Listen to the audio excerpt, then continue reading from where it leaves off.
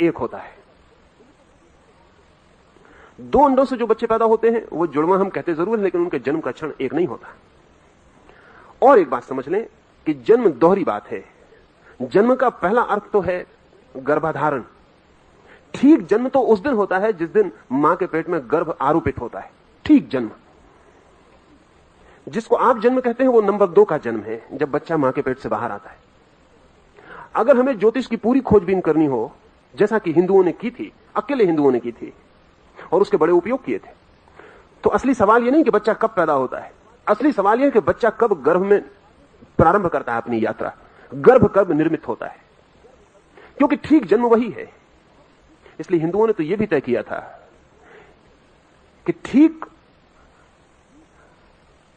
जिस भांति के बच्चे को जन्म देना हो, उस भांति के ग्रह नक्षत्र में यदि संभव किया जाए और गर्भाधारण हो जाए तो उस तरह का बच्चा पैदा होगा। अब इसमें मैं थोड़ा पीछे आपको कुछ कहूंगा, क्योंकि इस संबंध में भी काफी काम इधर हुआ है और बहुत सी बातें साफ हुई हैं। साधारणतः हम सोचते हैं कि एक बच्चा सुबह 6 बजे पैदा होता है, तो 6 बजे पैदा होता है, इसलिए 6 बजे प्रभात में जो नक्षत्रों की स्थिति होती है उससे प्रभावित होता है। लेकिन ज्योतिष को जो गहरा जानते हैं वो कहते हैं कि वो 6 बजे पैदा होने की वजह से ग्रह नक्षत्र उस पर प्रभाव डालते हैं, ऐसा नहीं। वो जिस तरह के प्रभावों के बीच पैदा होना चाहता है उस घड़ी और नक्षत्र को जन्म के लिए चुनता है। ये बिल्कुल भिन्न बात है। बच्चा जब पैदा हो रहा है, ज्योतिष की गहन खोज करने वाले लोग कहेंगे कि वो अपने ग्रह नक्षत्र चुनता है कि कब उसे पैदा होना है। और गहरे जाएंगे तो वो अपना गर्भाधारण भी चुनती है। प्रत्येक आत्मा अपना गर्भाधारण चुनती है कि कब उसे गर्भ स्वीकार करना है, किस क्षण में। क्षण छोटी घटना नहीं है। क्षण का अर्थ पूरा विश्व उस क्षण में कैसा है, और उस क्षण में पूरा विश्व किस तरह की संभावनाओं के द्वार खोलता है।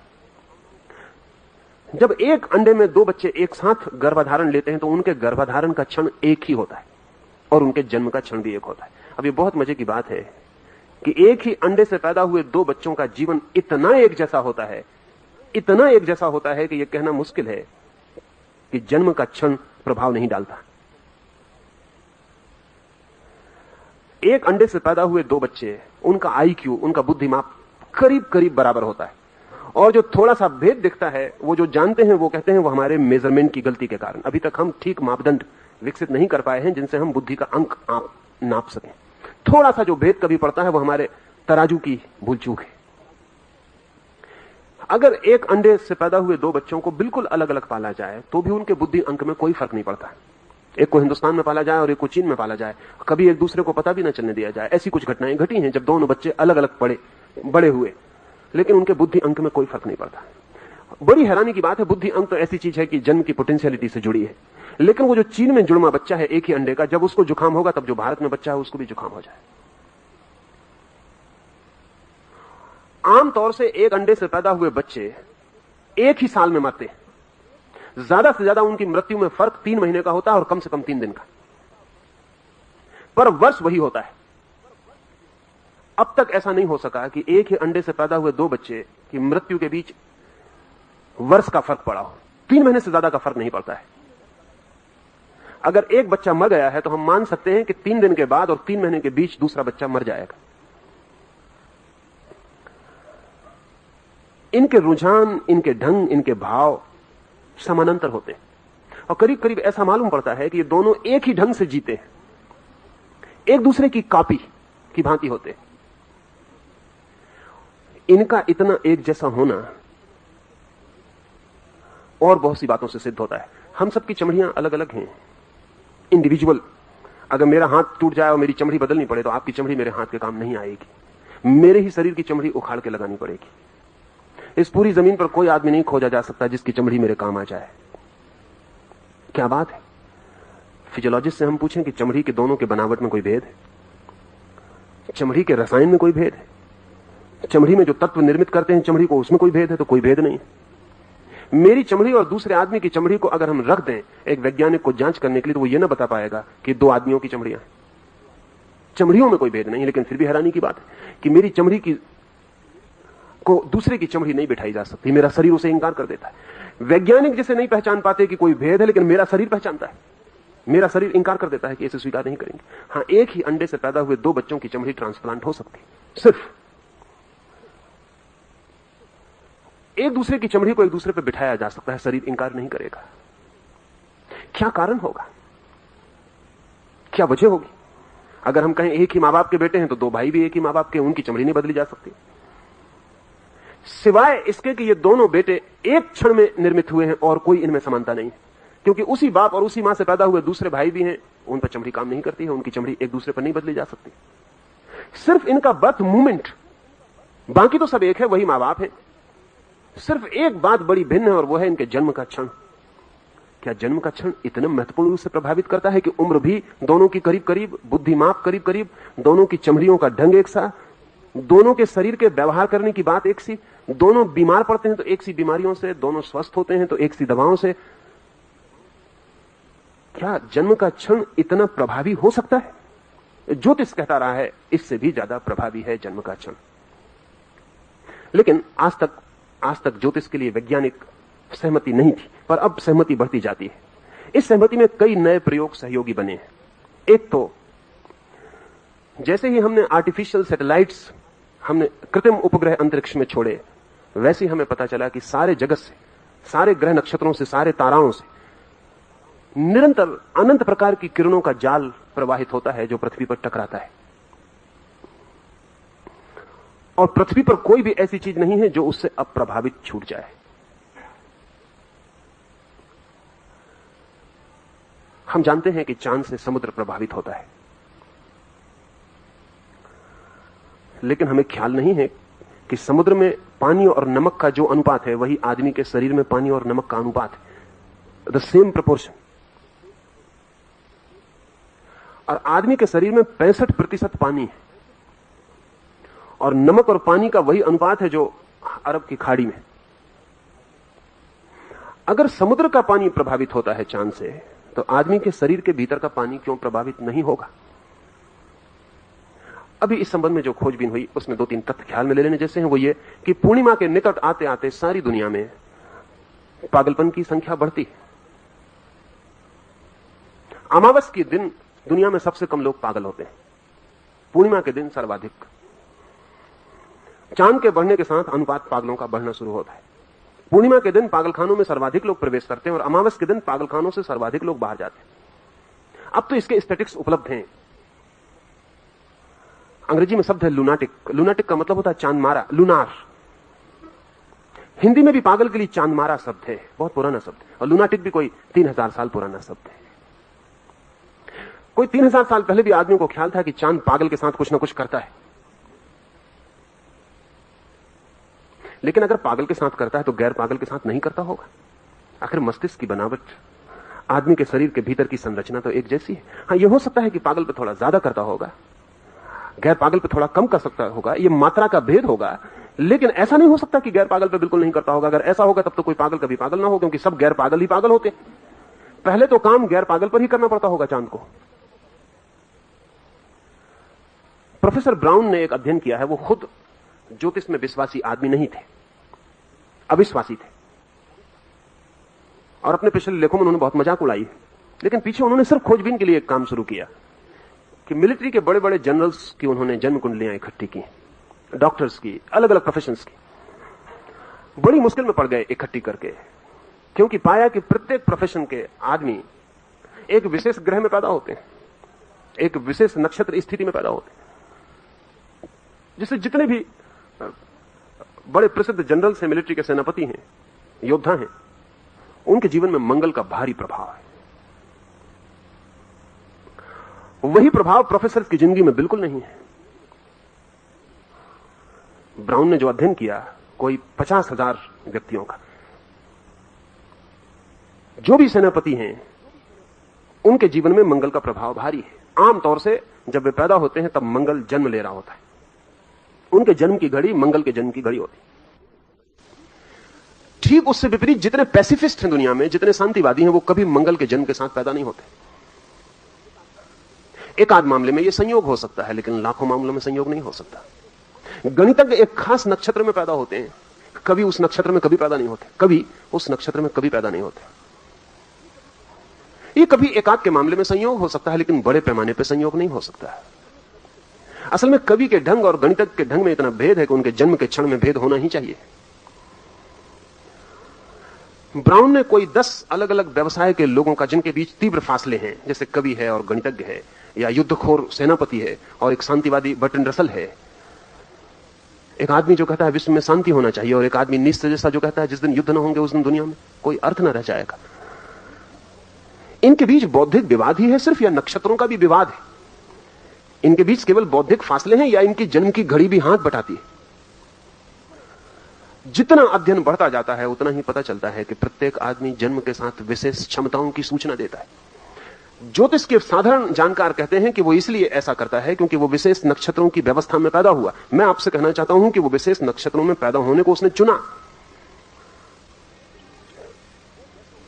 वो जैसा होना सकता था, जो उसके होने की आंतरिक संभावना थी, जो उसके पिछले जन्मों का पूरा रूप था, जो उसकी संयोजित अर्जित चेतना थी, वो इस नक्षत्र में ही पैदा होगी। हर बच्चा, हर आने वाला नया जीवन इंसिस्ट करता है अपनी घड़ी के लिए, अपनी घड़ी में ही पैदा होना चाहता है, अपनी ही घड़ी में गर्भाधान लेना चाहता है। दोनों अन्योन्याश्रित हैं, इंटरडिपेंडेंट हैं। मैंने आपसे कहा कि जैसे समुद्र का पानी प्रभावित होता है, सारा जीवन पानी से निर्मित है। पानी के बिना कोई जीवन की संभावना नहीं है। यूनान में पुराने दार्शनिक कहते थे पानी से जीवन, या पुराने भारतीय और चीनी और दूसरे दुनिया की मैथोलॉजीज भी कहती हैं पानी से जीवन का जन्म।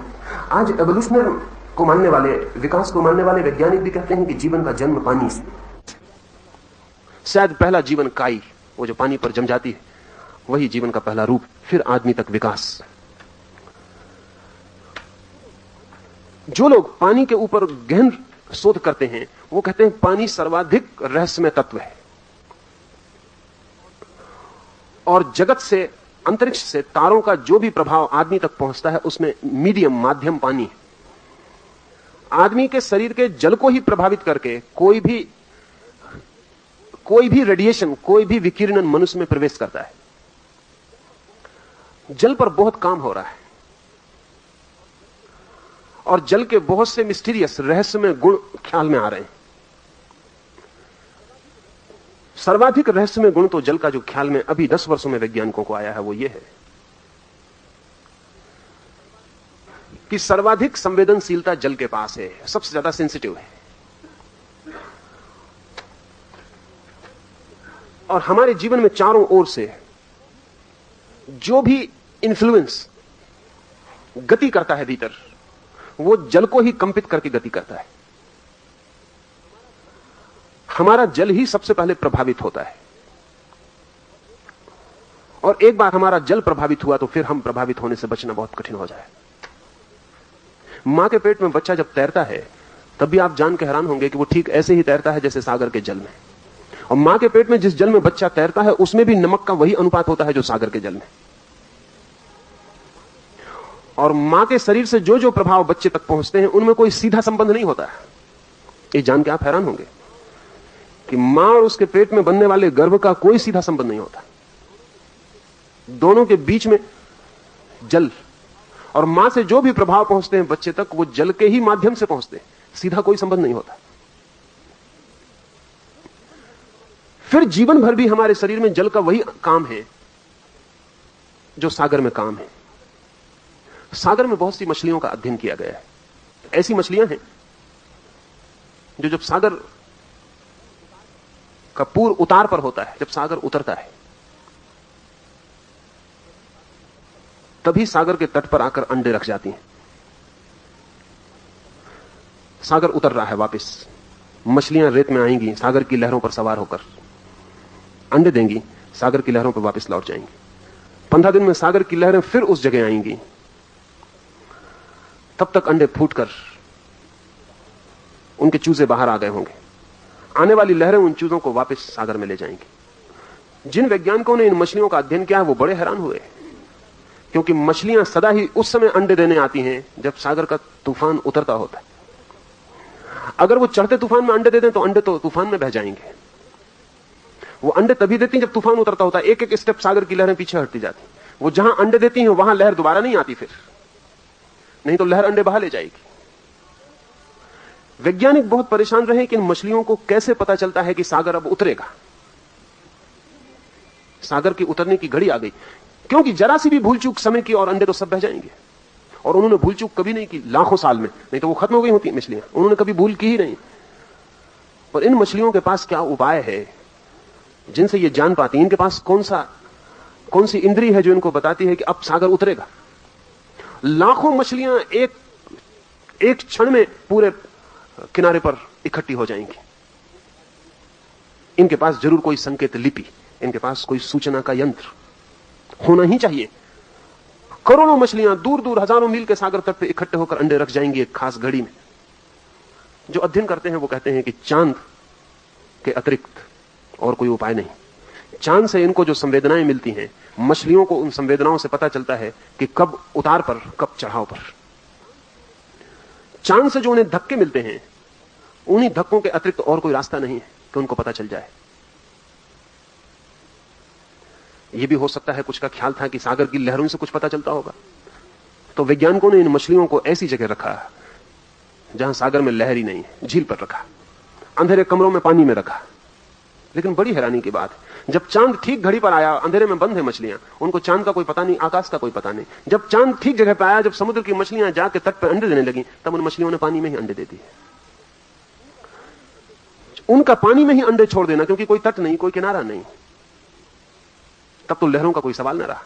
अगर कोई कहता हो कि दूसरी मछलियों को देख के ये दौड़ पैदा हो जाता होगा, वो भी सवाल न रहा। अकेली मछलियों को रख के भी देखा। ठीक जब करोड़ों मछलियां सागर के तट पे आएंगी, इनके दिमाग को सब तरह से गड़बड़ करने की कोशिश की मछलियों के। 24 घंटे अंधेरे में रखा ताकि उन्हें पता न चले कब सुबह होता है, कब रात होती है। 24 घंटे उजाले में भी रख के देखा कि ताकि उनको पता ही न चले कब रात होती। झूठे चांद की रोशनी पैदा करके देखी कि रोज रोशनी को कम करते जाओ, बढ़ाते जाओ, लेकिन मछलियों को धोखा नहीं दिया जा सका। ठीक चांद जब अपनी जगह पर आया तब मछलियों ने अंडे दे दिए। जहां भी थी वहीं उन्होंने अंडे दे दिए। हजारों लाखों पक्षी हर साल यात्रा करते हैं, लाखों हजारों मील की।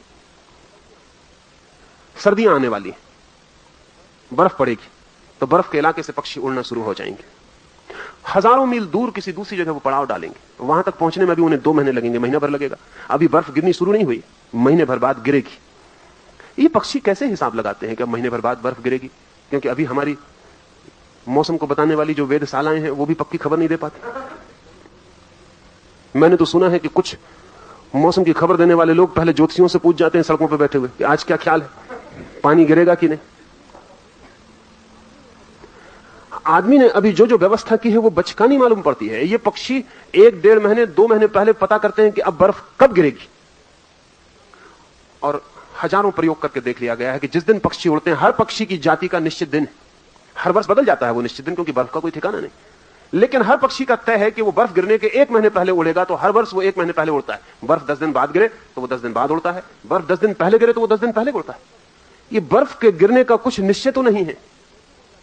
ये पक्षी कैसे उड़ जाते हैं महीने भर पहले पता लगा कि जापान में एक चिड़िया होती है जो भूकंप आने के 24 घंटे पहले गांव खाली कर देती। साधारण गांव की चिड़िया है, हर गांव में बहुत होती। भूकंप आने के 24 घंटे पहले चिड़िया खाली कर देती। अभी भी वैज्ञानिक 2 घंटे के पहले भूकंप का पता नहीं लगा पाते, और 2 घंटे पहले भी अनसर्टेनिटी होती है, पक्का नहीं होता, सिर्फ प्रोबेबिलिटी होती है, संभावना होती है कि भूकंप हो सकता है। लेकिन 24 घंटे पहले तो जापान में तो कोई भूकंप का फौरन पता चल जाता है। जिस गांव से चिड़िया उड़ जाती है उस गांव के लोग समझ जाते हैं कि भाग जाओ, 24 घंटे का वक्त है, वो चिड़िया हट गई, गांव में दिखाई नहीं पड़ती। इस चिड़िया को कैसे पता चलता होगा? वैज्ञानिक अभी 10 वर्षों में एक नई बात कह रहे हैं, और वो ये कि प्रत्येक प्राणी के पास कोई ऐसा अंतर इंद्रिय है जो जागतिक प्रभावों को अनुभव करती है। शायद मनुष्य के पास भी है, लेकिन मनुष्य ने अपनी बुद्धिमानी में उसे खोया है। मनुष्य अकेला प्राणी है जगत पर जिसके पास बहुत सी चीजें हैं जो उसने बुद्धिमानी में खो दी, और बहुत सी चीजें जो उसके पास नहीं थी उसने बुद्धिमानी में उनको पैदा करके खतरा मोल ले लिया। जो है उसे खो दिया है, जो नहीं है उसे बना लिया है। लेकिन छोटे से छोटे प्राणी के पास भी कुछ संवेदना के अंतर स्रोत हैं, और अब इसके लिए वैज्ञानिक आधार मिलने शुरू हो गए हैं कि अंतर स्रोत हैं। ये अंतर स्रोत इस बात की खबर लाते हैं कि इस पृथ्वी पर जो जीवन है वो आइसोलेटेड नहीं है, वो सारे ब्रह्मांड से संयुक्त है, और कहीं भी कुछ घटना घटती है तो उसके परिणाम यहां होने शुरू हो जाते हैं। जैसा मैं आपसे कह रहा था पैरासेल्स का, आधुनिक चिकित्सक भी इस नतीजे पर पहुंच रहे हैं कि जब भी सूर्य पर अनेक बार धब्बे प्रकट होते हैं, ऐसे भी सूर्य पर कुछ धब्बे, डॉट्स, स्पॉट्स होते हैं। कभी वो बढ़ जाते हैं, कभी वो कम हो जाते हैं। जब सूर्य पर स्पॉट्स बढ़ जाते हैं तो जमीन पर बीमारियां बढ़ जाती हैं, और जब सूर्य पर स्पॉट्स कम हो जाते हैं तो जमीन पर बीमारियां कम हो जाती हैं। और जमीन से हम बीमारियां कभी ना मिटा सकेंगे जब तक सूर्य के स्पॉट्स कायम है।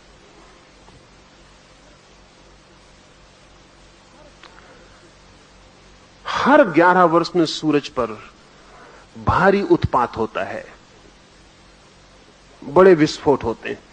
और जब 11 वर्ष में सूरज पर विस्फोट होते हैं और उत्पात होते हैं, तो पृथ्वी पर युद्ध और उत्पात होते हैं।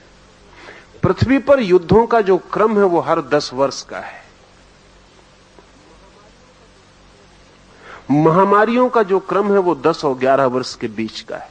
क्रांतियों का जो क्रम है 10 और 11 वर्ष के बीच का है। एक बार ख्याल में आना शुरू हो जाए कि हम अलग और पृथक नहीं हैं, संयुक्त हैं, ऑर्गेनिक हैं, तो फिर ज्योतिष को समझना आसान हो जाएगा। इसलिए मैं ये सारी बातें आपसे कह रहा हूं।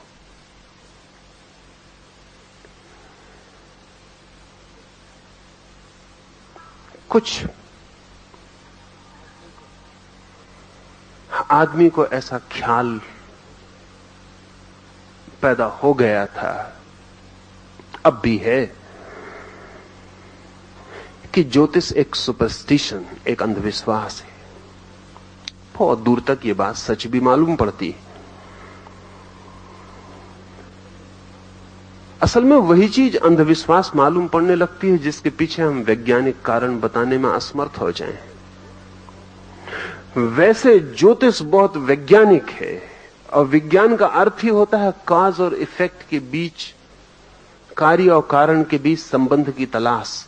ज्योतिष कहता यही है कि इस जगत में जो भी घटित होता है उसके कारण हमें ज्ञात न हो, यह हो सकता है। ज्योतिष यह कहता है कि भविष्य जो भी होगा वो अतीत से विच्छिन्न नहीं हो सकता, उससे जुड़ा हुआ होगा। आप कल जो भी होंगे वो आज का ही जोड़ होगा। आज तक आप जो हैं वो बीते हुए कल का जोड़ है। ज्योतिष बहुत वैज्ञानिक चिंतन है। वो ये कहता है कि भविष्य अतीत से ही निकलेगा। आपका आज कल से निकला, आपका आने वाला कल आज से निकलेगा। और ज्योतिष ये भी कहता है कि जो कल होने वाला है वो किसी सूक्ष्म अर्थों में आज भी हो जाना चाहिए। अब इसे थोड़ा समझे। अब्राहम लिंकन ने मरने के 3 दिन पहले एक सपना देखा जिसमें उसने देखा कि उसकी हत्या कर दी गई, और व्हाइट हाउस के एक खास कमरे में उसकी लाश पड़ी हुई है। उसने नंबर भी कमरे का देखा। उसकी नींद खुल गई, वो हंसा। उसने अपनी पत्नी को कहा कि मैंने एक सपना देखा है कि मेरी हत्या कर दी गई है, और फला फला नंबर, उसी मकान में तो वो सोया हुआ है व्हाइट हाउस के, फला फला मकान, इस मकान के फला नंबर के कमरे में मेरी लाश पड़ी है। मेरे सिरहाने तू खड़ी हुई है और आसपास फला फला लोग खड़े हुए। हंसी हुई बात हुई। लिंकन सो गया, पत्नी सो गई। 3 दिन बाद लिंकन की हत्या हुई, और उसी नंबर के कमरे में और उसी जगह उसकी लाश 3 दिन बाद पड़ी थी, और उसी क्रम में आदमी खड़े थे।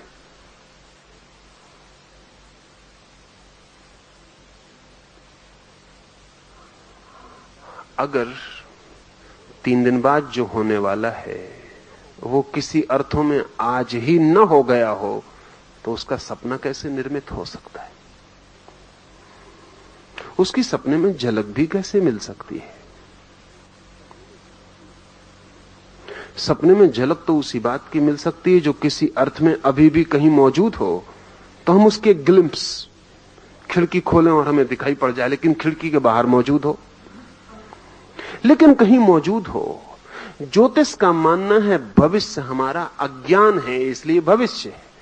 अगर हमें ज्ञान हो तो भविष्य जैसी कोई घटना नहीं है, वो अभी भी कहीं मौजूद है।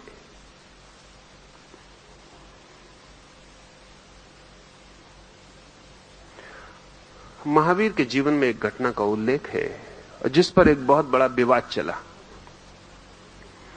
और महावीर के सामने ही महावीर के अनुयायियों का एक वर्ग टूट गया।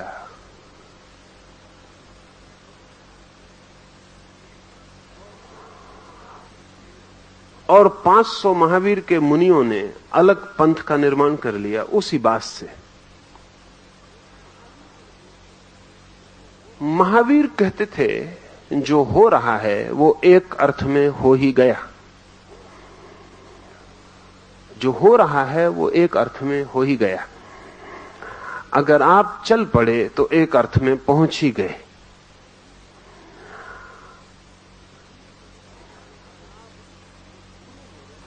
अगर आप बूढ़े हो रहे हैं तो एक अर्थ में बूढ़े हो ही गए। महावीर कहते थे जो हो रहा है, जो क्रियमाण है, वो हो ही गया। महावीर का एक शिष्य वर्षा काल में महावीर से दूर था, बीमार था। उसने अपने एक शिष्य को कहा कि मेरे लिए चटाई बिछा दो। उसने चटाई बिछानी शुरू की। मुड़ी हुई गोल लपटी हुई चटाई को उसने थोड़ा सा खोला। तब महावीर को शिष्य को ख्याल आया कि ठहरो, महावीर कहते हैं जो हो रहा है वो हो ही गया, तू आधे में रुक जा। चटाई खुल तो रही है लेकिन खुल नहीं गई, रुक जा। उसे अचानक ख्याल हुआ कि तो महावीर बड़ी गलत बात कहते, चटाई आधी खुली है लेकिन खुल कहां गई।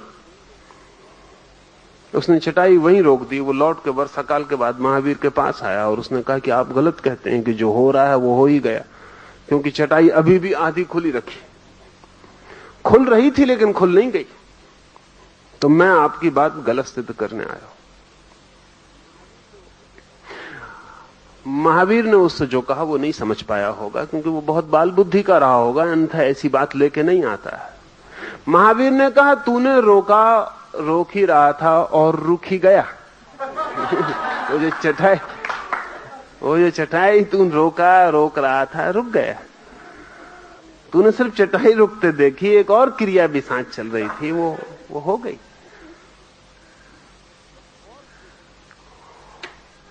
और फिर कब तक तेरी चटाई रुकी रहेगी? खुलनी शुरू हो गई है, खुल ही जाएगी। तू लौट के जा। वो जब लौट के गया तो देखा एक आदमी खोल के उस पर लेटा हो, खोल के विश्राम कर रहा था। इस आदमी ने सब गड़बड़ कर दिया, पूरा सिद्धांत ही खराब कर दिया। महावीर जब ये कहते थे कि जो हो रहा है वो हो ही गया, तो वो ये कहते थे जो हो रहा है वो तो वर्तमान है, जो हो ही गया वो भविष्य। कली खिल रही है, खिल ही गई, खिल ही जाएगी। वो फूल तो भविष्य में बनेगी, अभी तो खिल ही रही है, अभी तो कली ही है। लेकिन जब खिल ही रही है तो खिल जाएगी। उसका खिल जाना भी कहीं घटित हो गया। अब इसे हम जरा और तरह से देखें, थोड़ा कठिन पड़ेगा। हम सदा अतीत से देखते हैं, कली खिल रही है। हमारा जो चिंतन है आम तौर से वो पास्ट ओरिएंटेड है, वो अतीत से बंधा है। कहते कली खिल रही है, फूल की तरफ जा रही, कली फूल बनेगी। लेकिन इससे उल्टा भी हो सकता है। ये ऐसा है जैसे मैं आपको पीछे से धक्का दे रहा हूं, आपको आगे सरका रहा हूं। ऐसा भी हो सकता है कोई आपको आगे से खींच रहा है। गति दोनों तरह हो सकती है। मैं आपको पीछे से धक्का दे रहा हूं, आप आगे जा रहे हैं। ऐसा भी हो सकता है कोई आपको आगे से खींच रहा है, पीछे से कोई धक्का नहीं दे रहा और आप आगे जा रहे हैं। ज्योतिष का मानना है कि यह अधूरी दृष्टि है कि अतीत धक्का दे रहा है और भविष्य हो रहा है। पूरी दृष्टि यह है कि अतीत धक्का दे रहा है और भविष्य खींच रहा है। कली फूल बन रही है, इतना ही नहीं, फूल कली को फूल बनने के लिए पुकार भी रहा है, खींच भी रहा है। अतीत पीछे है, भविष्य आगे है, अभी वर्तमान के क्षण में एक कली है। पूरा अतीत धक्का दे रहा है, खुल जाओ, पूरा भविष्य आवाहन दे रहा है, खुल जाओ। अतीत और भविष्य दोनों के दबाव में कली फूल बनेगी। अगर कोई भविष्य न हो तो अतीत अकेला फूल न बना पाएगा, क्योंकि भविष्य में